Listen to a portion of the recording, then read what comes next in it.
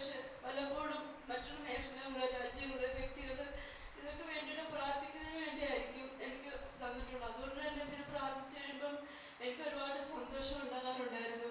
പിന്നെ ഇന്നിപ്പം ബ്രദർ ഇങ്ങനെ കൈവരിച്ച് പ്രാർത്ഥിക്കുമ്പോഴത്തേക്കും ഞാൻ ഓർത്ത് ഈശോ എത്ര സമയമായിരിക്കും ആ വേദനകളെല്ലാം ഇതായത് മോനോട് ഞാൻ പിന്നെ കൈവരിക്കുന്നത്. കൈവരിച്ചപ്പോഴത്തേക്ക് കൂടുതൽ കൂടുതൽ വേദനകൾ വന്നുകൊണ്ടേയിരുന്നു. അത് കഴിയുമ്പോൾ പിന്നെയും എനിക്ക് ആ വേദന കുറഞ്ഞു കഴിയുമ്പോൾ ഞാൻ ഓർത്ത് കുറച്ചെങ്കിലും മനസ്സ് കൊടുത്തപ്പോഴത്തേക്ക് ഈശോ അത് സ്വീകരിച്ചപ്പോഴത്തേക്ക് എൻ്റെ കൈയുടെ വേദന ഈശോ അത് കുറച്ച് തന്നു.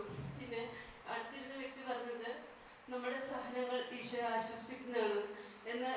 എനിക്ക് പറയാനുള്ളത് വെച്ചെന്നാൽ എനിക്ക് ഇനിയും എത്രത്തോളം സഹനങ്ങൾ നൽകുമോ അത്രത്തോളം ഞാൻ ഇനിയും സഹിക്കാൻ തയ്യാറാണ്. കാരണം നമ്മുടെ സഹനങ്ങളിലൂടെ ദൈവം നമ്മളെ ഓരോ നിമിഷവും വിശദീകരിക്കും.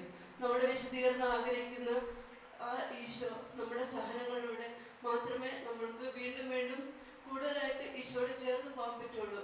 അല്ലാതെ ഒരിക്കലും നമ്മൾ സഹനങ്ങളിലെ, വിഷമങ്ങളിലെ, പ്രയാസങ്ങളിലെ ഒരിക്കലും തലകുനിച്ച് അല്ലെങ്കിൽ ഒന്നിനും മറ്റുള്ളവരിൽ ആശ്രയിക്കാതെ എപ്പോഴും ദൈവത്തിൽ ആശ്രയിച്ച് ജീവിക്കണമെന്ന് ഈശോ പറഞ്ഞ പോലെ തന്നെ മനുഷ്യരോട് പറയുന്നതിനേക്കാൾ ഉപരി ദൈവത്തിന് മുമ്പിൽ ഇരിക്കുന്നത് തന്നെയാണ് ഇഷ്ടം.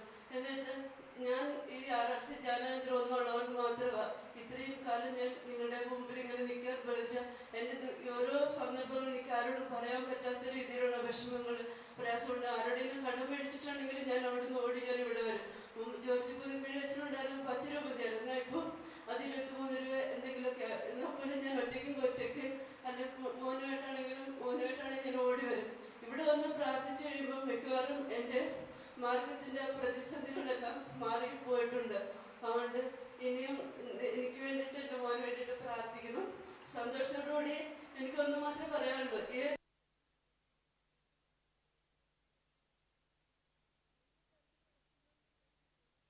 ഈശോയുടെ കുരിശിലേക്ക് നോക്കിക്കഴിഞ്ഞാൽ തീർച്ചയായിട്ടും നമുക്ക് അവിടെ രക്ഷയുണ്ട്.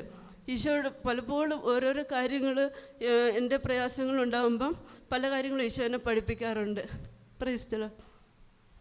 Very good. God bless you. Praise the Lord. Thank you. Good. സിസ്റ്റർമാരാർക്കെങ്കിലും ഒരു സഹനവുമില്ല ഒന്ന് പറയാനായിട്ട്?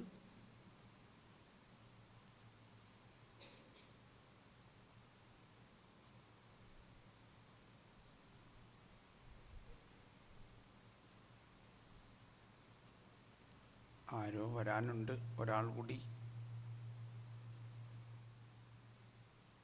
ഇതാ വരുന്നു. വാ.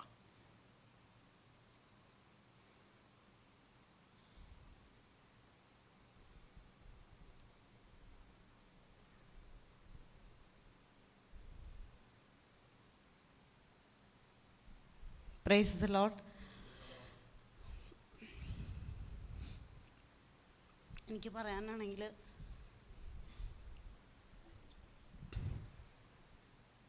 ചെറുപ്പത്തിലേ തുടങ്ങി ഒത്തിരി സാധനങ്ങളിലൂടെ കടന്നു പോകുന്നതാണ്. കുടുംബത്തിലെ ഒത്തിരി രോഗങ്ങൾ, അമ്മയുടെ രോഗങ്ങൾ, സഹോദരങ്ങളുടെ രോഗങ്ങൾ. അപ്പോൾ ഞാൻ എൻ്റെ ചേച്ചീനെയും എൻ്റെ അപ്പനെയും നോക്കിയിട്ട് വിചാരിക്കും, അപ്പനെപ്പോഴും 90 വയസ്സുണ്ട്, ഇപ്പോഴും സഹനത്തിലൂടെ കടന്നു പോയേക്കാണ്. പക്ഷെ ഒരിക്കലും വിഷമം പുറത്ത് കാണിക്കില്ലായിരുന്നു. അപ്പം ഞാൻ വിചാരിക്കും, ശുദ്ധീകരണത്തിൽ സ്ഥലത്തിൽ അപ്പൻ ചെല്ലുമ്പോൾ അപ്പൻ്റെ സഹനങ്ങൾ കുറവായിരിക്കും, അതുകൊണ്ടായിരിക്കും ഇപ്പം സഹിക്കണമെന്ന്. പക്ഷേ ഇപ്പോൾ ബ്രദറിന് പറഞ്ഞു കഴിഞ്ഞപ്പോഴാണ് എനിക്ക് മനസ്സിലായത്, ഈശോയുടെ സഹനത്തിലൂടെ അപ്പന് മനസ്സിലാവണില്ലെങ്കിൽ അപ്പൻ അതിൻ്റെ കൂടെ കൂടിയിരിക്കണോണ്ടാണ് ആ സഹനങ്ങൾ ഒരിക്കലും മറ്റുള്ളവരോട് പറയില്ല. അടുത്തുള്ളവരെല്ലാവരും എന്നോട് പറയും, ഈ അപ്പൻ എങ്ങനെ സഹിക്കണമെന്ന് ഞങ്ങൾക്കറിയാൻ പാടില്ലാന്ന്. അതുപോലെ തന്നെ എൻ്റെ സഹോദരിയും ഒത്തിരി സഹനത്തിലൂടെ കടന്നു പോകുന്ന ആളാണ്. അപ്പോൾ എപ്പോഴും എന്നോട് ചോദിക്കും, എന്താ ഇത്ര സഹനങ്ങളെന്ന്.